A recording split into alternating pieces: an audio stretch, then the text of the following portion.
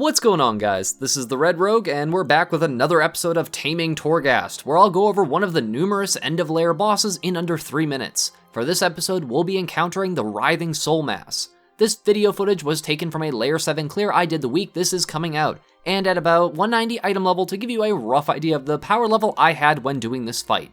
Other than his auto attacks, the Writhing Soulmass will cast only one move, Bubbling Splash.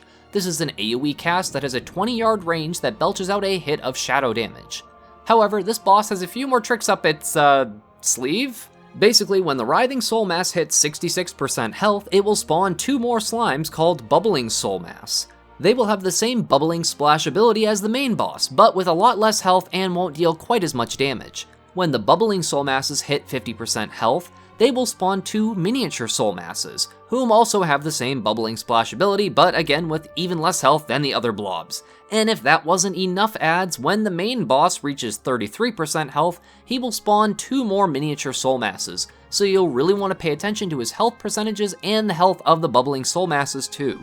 Due to the way this boss splits apart into numerous smaller and equally annoying adds, you can go about this fight in a couple ways. If you're a mobile class or one with a lot of slows, you can cause the slimes to basically never be able to hit you or cast their Bubbling Splash ability since they have to stop to cast it and they have to get pretty close as well. I personally ended up CCing the boss a lot, as his Bubbling Splash hits a bit harder than the smaller ones, and I just swapped between him and cleaving the adds down. Near the end, I decided to blind the boss and pull the adds away just to see if the damage difference of the smaller ones was worth it, and they don't seem to hit nearly as hard as the boss does.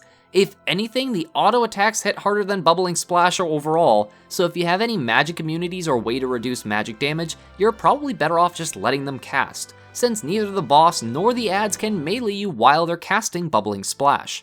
It'll really depend on your toolkit, your class, and the anima powers you have available in your Torghast run, as some classes can probably just nuke down the main boss hard enough while CCing the smaller adds so you don't even have to worry about them at all.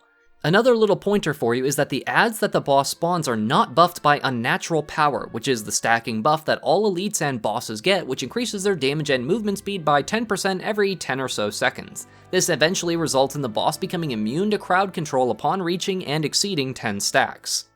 I hope this little rundown of the Writhing Soulmass encounter helps you clear some more Torghast this week, and if it was helpful to you, then maybe consider leaving a comment or a like, or if you're new around to my little corner of the YouTube algorithm, then maybe even being a subscriber. I'll be covering as many Torghast bosses as I can, so keep an eye out for other ones you might need help with. As always, a huge thank you to my regular viewers, commenters, subscribers, and especially my patrons, who all help make these Shiba Shenanigans possible.